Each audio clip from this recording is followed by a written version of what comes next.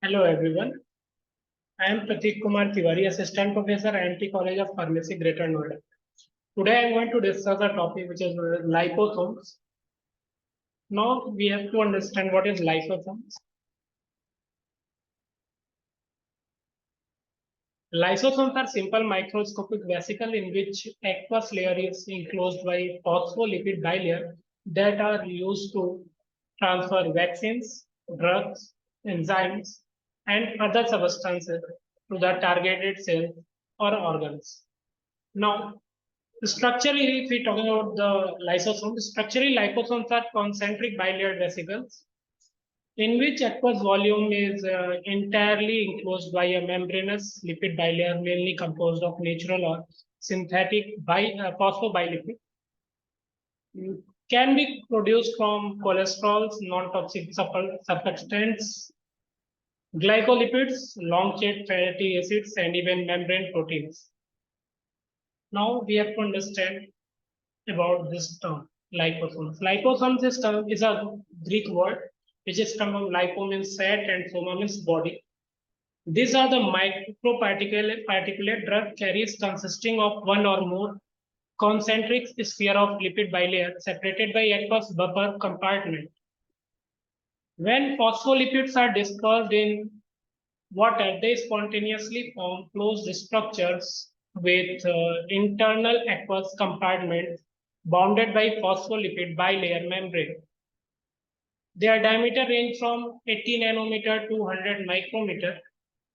When phospholipids dispersed in aqueous phase, hydration of polar head group of lipid result in heterogeneous mixture structure referred to as a vesicle contain multiple lipid bilayer which are referred as multi-malar vesicle.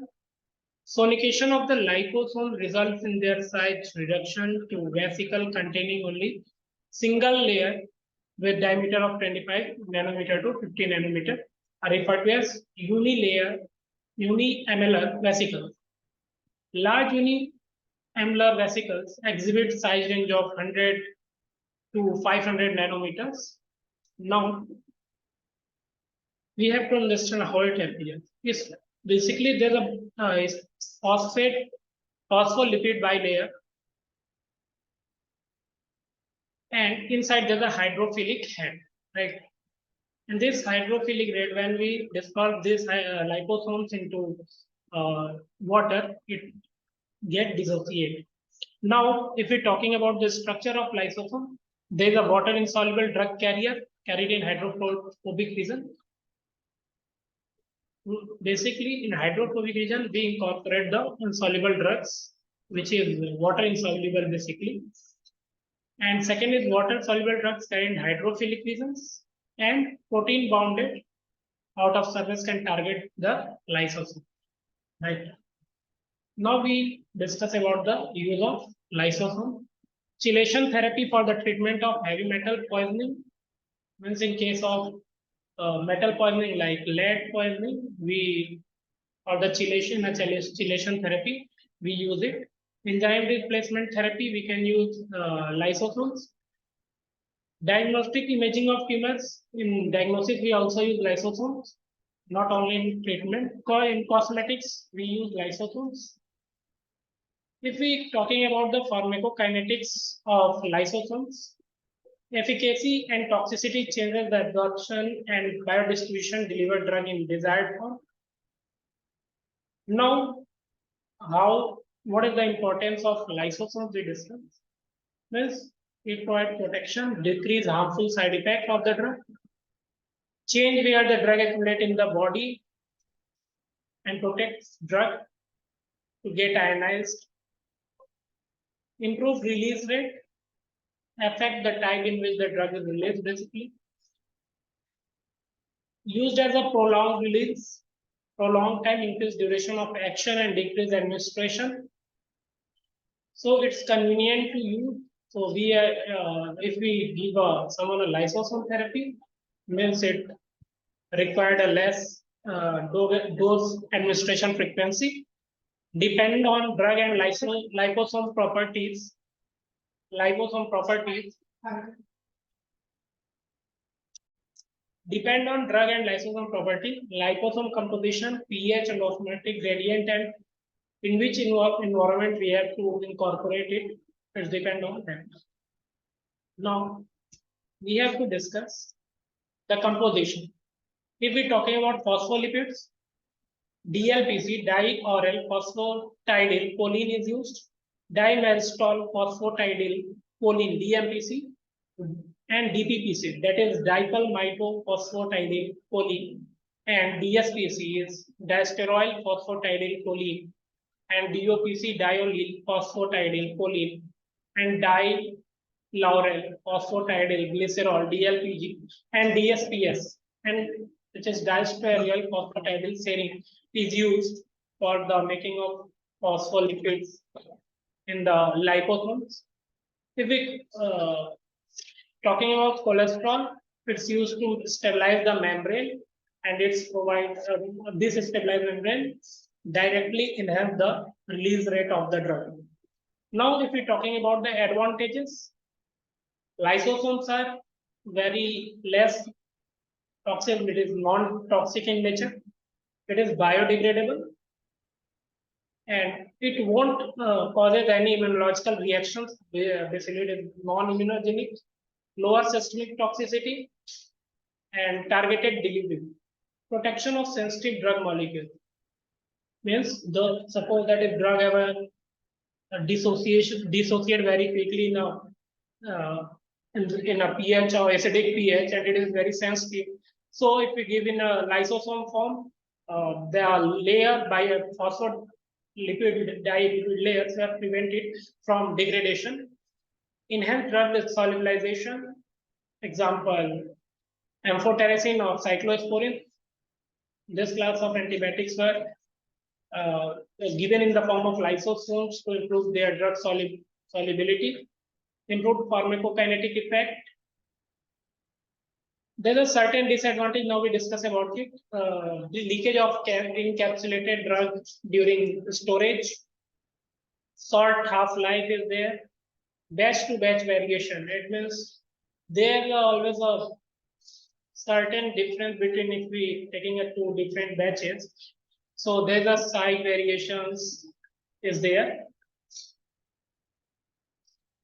If we produce in a large scale, then their manufacturing and sterilization process is so tedious, so difficult in large scale manufacturing and sterilization. Production cost is high, means it is not economically for all the patients. So production cost is so high. So it is not that much widely used. And one foremost disadvantage is if we administer once to any patient, liposomes cannot be removed. So the drug which we administered in the form of the lysosome, so it is not we are not able to remove it from once we administer. Sometimes phospholipid undergoes hydrolysis and oxidation reaction.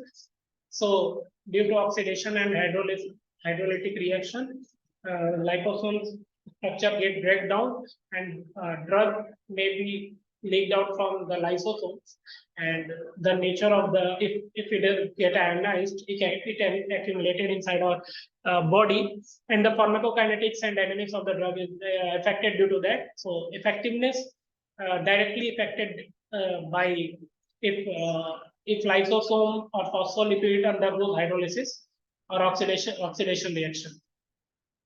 Now we discuss the mechanism by which lysosomes act. There's a several mechanisms which we discuss here. Lysosome first attach to plasma membrane and appears to fuse with them, releasing their content into the cell. Means lysosome go and bind with the plasma membrane on the target site, and whatever it fuse over there, it dissociate there, and the content released into the cell, and it shows their activity. Second, lysosomes are taken up by cells in some cases, and their phospholipids are incorporated into plasma membrane by which drug trapped inside the relief. So lysosomes sometimes what happens, it is given to the cell, and what happens there, the phospholipids are incorporated in the membrane, which drug trapped inside, and it get released time to time. So in that way, lysosomes act as a prolonged, gives a prolonged effect. And this due to this prolonged effect, the advantage is that the frequency of the dose administration is decreases.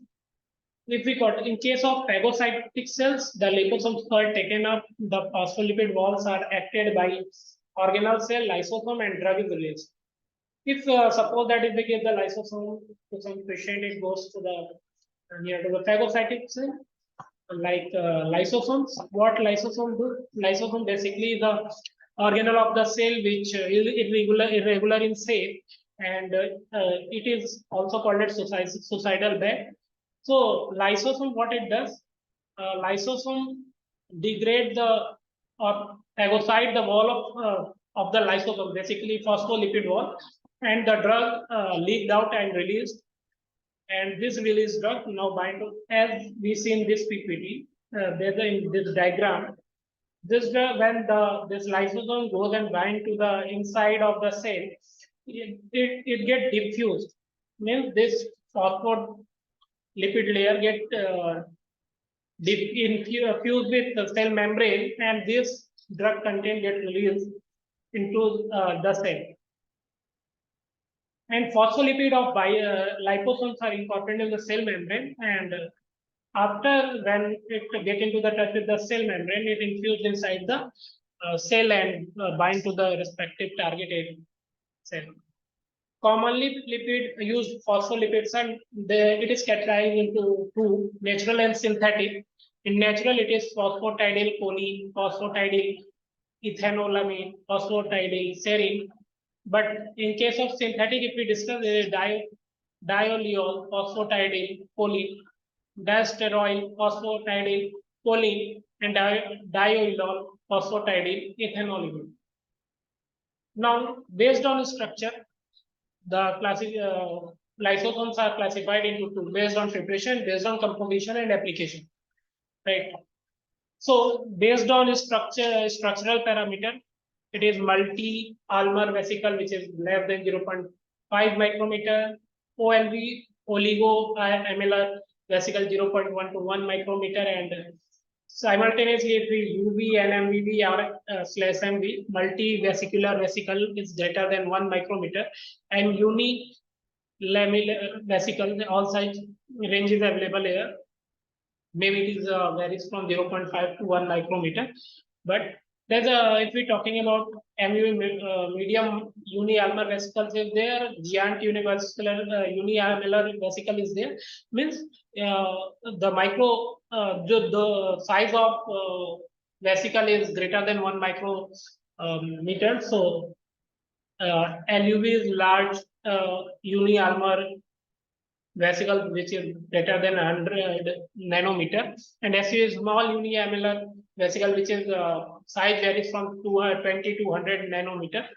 Now, general method of lysosome formation is drying down lipids from organic solvent and then dispersion of lipid in aqueous medium. After the pouring down the lipids in aqueous medium, we have to do the purification of resultant liposome and analysis of final product. And according to that, further process is followed. So there's one mechanical method which is followed for the formation of liposome. The first one is film method. Thin lipid film plus organic solvent mixed and solvent removed by film deposition under vacuum. So, and after all the solvent is removed, solid lipid mixture hydrated using aqueous buffers. And this lipid cells spontaneously, and heterogeneous multi-ulnar vesicle is formed. That is size is 1 micrometer meter in diameter. Now, use of liposomes are there. Pharmacokinetic efficacy, if you're talking about efficacy and toxicity, change the absorption, biodistribution, and drug delivery is very good, and it is in the desired form. And if we're talking about the protection, decrease harmful side effect, as we discussed previously. Change where drug accumulated in the body, protect drugs from getting ionized in the acidic pH. Lack long-term stability, short shelf life. That is a problem with the lysosome, is that it is not a very have a long short term stability. So it is a very short shelf life. And it is a physical and chemical unstable, and it is a very environment sensitive and pH sensitive, which I discussed. So, and it is a very low payload, means poor encapsulation, right? So, example is there. If we give drug amphotericin B orally deliver, we can.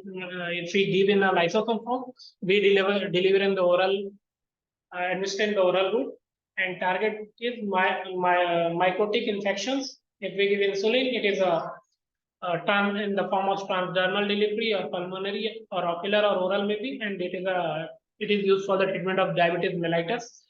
Ketoprofen, ocular delivery, pain muscle conditions. In the case of muscle pain, we give the ketoprofen, which is a class of NSAIDs, and we give in ocular delivery system. Pentoxyphylline, pulmonary delivery we give. In the case of asthma, to asthmatic patient, we give the pulmonary delivery. So tobramycin in the form of pulmonary delivery in the case of pseudomonas infection, right? Current liposomal drug which preparation which is used nowadays, in that if we're talking in the terms of the types of agent which is it in the case of anti-cancer drugs, it is doxorubicin is a very recent one, and methotrexate is there, cytarabine, and these are basically the anti-cancer drugs. So doxorubicin is one currently the recent one which is used to give in the form of lysosome. And antibacterial drug, there is no such antibacterial drug which is given in the form of lysosome. Antiviral agent, DNA material, cDNA, CFTR, we give in the form of lysosomes. Enzymes is there, lysosaminidase A, glucosidase, peroxidase. Fungicides, we give amphotericin B in the form of lysosome. Vaccines like malaria, sporozoite, hepatitis B antigen, rabies virus, we give. Basically, these all are in the clinical trial and approved for clinical use. Currently in clinical trials, basically it is. So that's all about the lysosome. Thank you so much.